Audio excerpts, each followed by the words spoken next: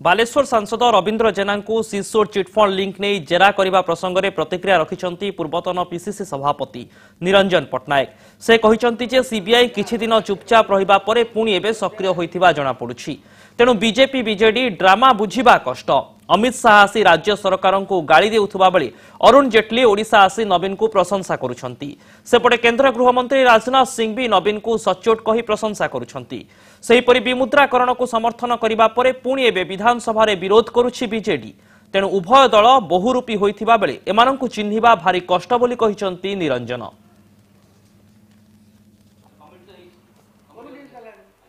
CBI किछ दिन चुपचाप थिले एबे पुणी तो आरंभ करछंती जणा पड़ुछ।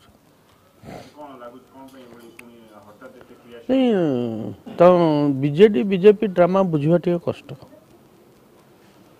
शाह आसुंती गाली दे जाउछंती, जेटली आसुंती प्रशंसा करी जाउछंती। उत्तर प्रदेश रे कोठी राजनाथ सिंह प्रशंसा करछंती।